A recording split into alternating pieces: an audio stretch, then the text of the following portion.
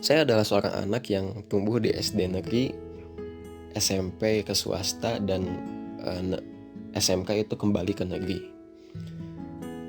SD yang udah mengenal teman sekelas saya sendiri itu masuk ke geng motor. Mereka udah tawuran, udah perang sana sini dengan orang dewasa membawa senjata dan lain-lain, ya, luka codet di mana-mana gitu. Terus pacaran, ini SD loh ya, pacaran walaupun ya di masa itu pacaran kayak gimana sih, mungkin ya cinta monyet atau cinta onta atau apapun itu namanya ya, masih SD lah gimana. Terus alkohol nih, yang Masya Allah itu parah banget. Dan baru saya kepikiran sekarang, Masya Allah itu betapa rusaknya zaman saya SD gitu ya. Teman-teman yang udah mengenal alkohol, saya ngelihat dengan mata saya sendiri, dibawa ke sekolah, dibawa di tas mereka, dibawa di tas, kirain saya itu botol kecap gitu, botol apaan, ini mau ikut nggak minum, ngapain gitu saya, minum kecap nggak jelas banget. Ternyata itu mereka minum rame-rame di belakang sekolah di dekat WC gitu. Dan rokok itu udah jadi apa ya, jadi cemilan sehari-hari. Saya udah nggak aneh ngeliat teman-teman saya ngerokok. SD loh itu, SD ya, catat SD. SMP saya udah disogokin dengan pornografi oleh teman-teman di kelas lagi, ya. Wow, parah banget itu. Dan apa ya, diajak ngehamburin uang sebanyak mungkin untuk game. Wah, itu lagi gila-gilanya game tuh di situ di SMP tuh. Sampai akhirnya alhamdulillah bisa berhenti karena saya diusir dari rumah tuh sama ibu.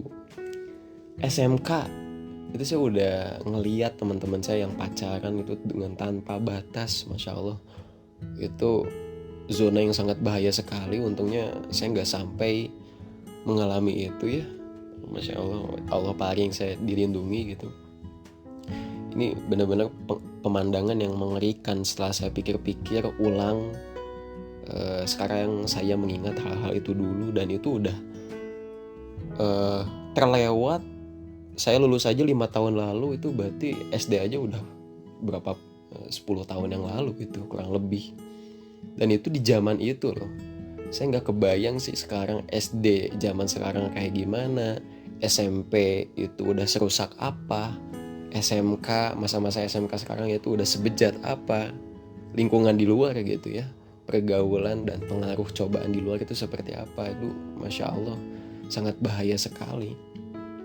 Sampai akhirnya alhamdulillah ketika saya udah lulus, saya mondok. Allah paring semenjak itu saya dibebaskan dari lingkungan yang tidak karuan. Saya Allah paring beralih ke tempat yang penuh nasihat, penuh teman yang asik, yang banyak merubah saya kepada hal yang lebih baik, penuh dengan kedisiplinan, penuh dengan manfaat dan pahala tentunya. Ini anugerah yang benar-benar saya syukuri betul gitu. Makanya saya nggak bosan-bosan untuk ngajak adik-adik semua melakukan hal yang sama, yaitu mondok gitu. 1 atau 2 tahun di pondok adalah waktu yang benar gak kerasa di sana itu. Namun ini sangat berharga. Tempat penuh kenangan itu berikan banyak bekal banget buat saya untuk menghadapi masa depan yang jauh lebih rumit, cobaan, halangan, masalah dan lain-lain. Tapi saya dapat banyak bekal gitu. Ketika saya dipikir-pikir lagi, Masya Allah banyak sekali. Dan kalau pondok itu adalah tempat yang buruk nih, ngapain juga saya buat konten capek-capek kayak gini, malah kalau itu adalah hal yang buruk malah nambah dosa gitu. Maka dari itu saya di sini pesen, ayo bagi adik-adik yang ingin belajar agama lebih dalam, terhindar dari pergaulan yang sangat mengerikan di zaman ini, sempatkanlah 1 atau 2 tahun ya, pokoknya mungkin kok sambil sekolah itu ya 3 tahun di sana.